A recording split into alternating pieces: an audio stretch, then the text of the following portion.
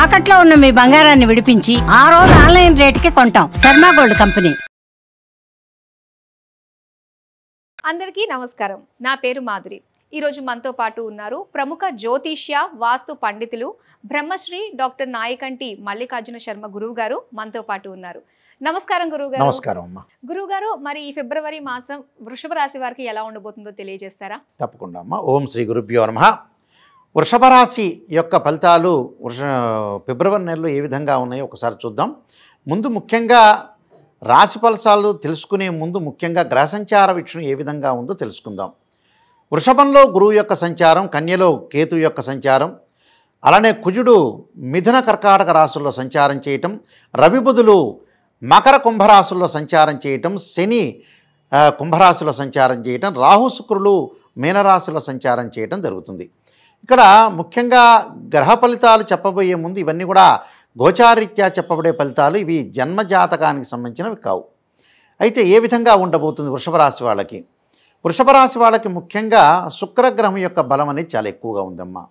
అంటే ఏకాదశ స్థానంలో శుక్రుడి యొక్క సంచారం వల్ల వివాహ ప్రయత్నాలు సఫలీకృతం కావటం, ఎవరైతే వివాహ ప్రయత్నాలు చేసుకొని అమ్మాయి కానీ అబ్బాయి కానీ విసుకెత్తిపోయారో, సంబంధాలు కలవని వ్యక్తులందరికీ కూడా ఈ వృషభ రాశి వాళ్ళందరికీ కూడా శుక్రగ్రహం యొక్క సంచారం అనేది ఫిబ్రవరి నెలలో ఉంటుంది. కాబట్టి అది లాభస్థానంలో ఉండటం వల్ల ఖచ్చితంగా వివాహాలు జరిగే అవకాశాలు ఎక్కువగా ఉంటాయి. అంటే మనం ప్రయత్నం చేయాలి. మనం ఇంట్లో నిద్రపోతే పని కాదు. మనం ప్రయత్నం చేస్తే శుక్రగ్రహం ఏంటంటే శుక్రుడు కళత్రకారకుడు, వివాహకారకుడు. యాక్చువల్ జ్యోతిష్ శాస్త్రం ప్రకారంగా ఈ కళత్రకారకుడు, వివాహకారకుడు శుక్రుడు ఏదైతే లాభస్థానంలో ఉండటం వల్ల వాళ్ళకు అనుకూలమైన ఫలితాలు జరిగే అవకాశాలు ఎక్కువ ఉంటాయి. అందువల్ల లాభంలో ఎప్పుడైతే శుక్రుడు ఉంటాడో అప్పుడు వివాహ ప్రయత్నాలు, సంబంధాలు కలవటం ఒకటి, మంచి సంబంధాలు రావటం ఒకటి, ఏదైతే బ్యాడ్ సంబంధాలు కొన్ని ఉంటే రిలేషను అంటే చెడ్డ సంబంధాలన్నీ కూడా తొలగిపోయి మంచి సంబంధం వచ్చే అవకాశం ఉంటుంది. అంటే వివాహ ప్రయత్నాలు పుష్కలంగా చేసుకోవచ్చు. అంటే శుక్రగ్రహం చాలా బాగుంది. అలానే ఇక్కడ మిథున రాశిలో కుజుడి యొక్క సంచారం ఉంటుంది, కర్కాటక రాశిలో కూడా కుజుడి యొక్క సంచారం ఉంటుంది.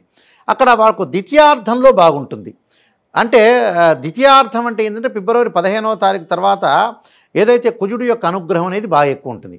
మొట్టమొదటి 15 రోజుల పాటు అనుకూలంగా ఉండదు. అంటే మొట్టమొదటి 15 రోజుల పాటు కూడా వీళ్ళు భూములు కొనుగోలు చేయటం కానీ, అమ్మటం కానీ, రియల్ ఎస్టేట్ వాళ్ళు కానీ, కన్స్ట్రక్షన్ నిర్మాణానికి సంబంధించిన వ్యక్తులు కానీ, ఇలాంటి వాళ్ళు ఎవ్వరూ కూడా అలాంటివన్నీ ముట్టుకోకుండా ఉండటం మంచిది. అంటే కొనుగోలు కానీ, విక్రయించటం కానీ, అంటే పర్చేజ్ చేయటం కానీ, సేల్ చేయటం కానీ ఇవన్నీ ఉండకుండా ఉండటం చాలా మంచిది.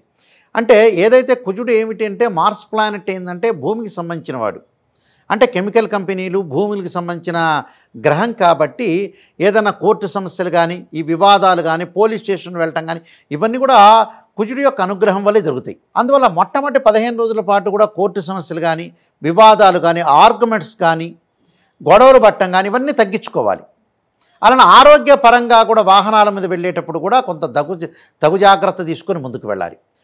ఫిబ్రవరి 15వ తారీఖు తర్వాత తృతీయ స్థానంలో కుజుడి యొక్క సంచారం వల్ల అనుకూలం కలుగుతుంది. అంటే కోర్టు సమస్యల పరిష్కారం జరుగుతాయి, అన్నదమ్ముల మధ్యలో సఖ్యత పెరుగుతుంది. అలానే మెడికల్ కంపెనీ వాళ్ళకు కూడా అనుకూలంగా ఉంటుంది. అలానే ఆరోగ్యపరంగా ఇబ్బందులు లేకుండా ఉండే అవకాశాలు కూడా బాగా ఎక్కువ ఉంటాయి.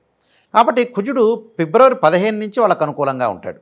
మిగతా గ్రహాలని మనం చూసుకునేటట్టయితే పంచమ స్థానంలో కేతు యొక్క సంచారం, సంతానం మూలకంగా కొంత ఇబ్బందులు కలగకుండా చూసుకోవాలి.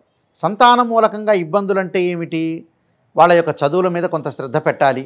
వాళ్ళ ఆలోచనల మీద, పిల్లలు ఎక్కడికి వెళ్తున్నారో ఆలోచన మీద శ్రద్ధ పెట్టాలి.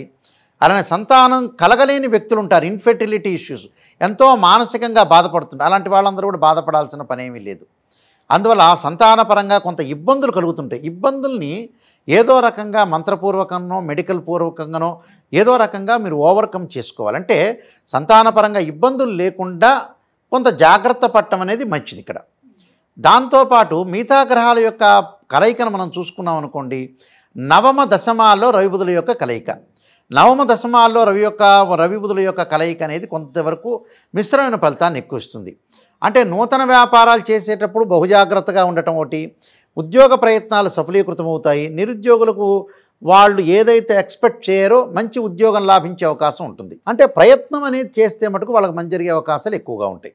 కానీ ఎవరితోటి కూడా వివాదాల్లోకి వెళ్ళకూడదు. వాహనాన్ని నడిపేటప్పుడు కొంత జాగ్రత్తగా ఉండాలి. ఆరోగ్యపరంగా ఇబ్బందులు కలిగేటప్పుడు తొందరగా వాళ్ళు అలర్ట్ కావటం మంచిది. అంటే ఏదైనా సరే ఆరోగ్యపరంగా వాహన ప్రమాదాలు ఇలాంటి విషయాల్లో కొద్దిగా జాగ్రత్తగా ఉండాలి వృషభ రాశి వాళ్ళు. ఎందుకంటే జన్మంలో గురువు ఉన్నాడు. జన్మంలో గురువు ఉంటే కూడా డబ్బులు పోగొట్టుకునే స్థితి ఉంటుంది వీళ్ళకి. అంటే డబ్బులు చేజార్చే అవకాశాలు ఎక్కువగా ఉంటాయి. అంటే డబ్బులు ఇలా రాబడి వస్తున్నా, ఆర్థిక పరంగా ఆదాయం పెరుగుతున్నా డబ్బులు ఆకస్మికంగా చేజారిపోయే అవకాశాలు ఎక్కువ ఉంటాయి. కాబట్టి తొందరపడి ఎవరికి ఇవ్వద్దండి.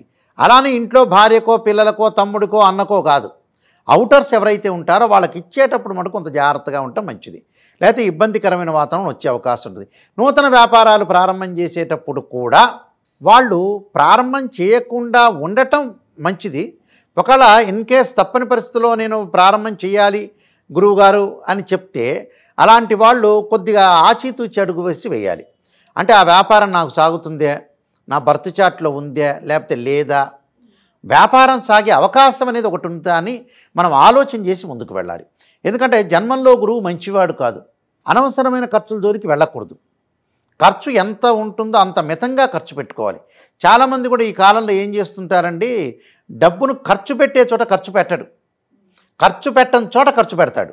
ఇప్పుడు ఉదాహరణ ఎగ్జాంపుల్, ఒక డాక్టర్ రాశారు ఓ స్కానింగ్ రిపోర్ట్, దానికి ఖర్చు పెట్టాడు. 20,000 రూపాయలు శాంసంగ్ ఫోన్ కొంటాడు పక్క రోజు.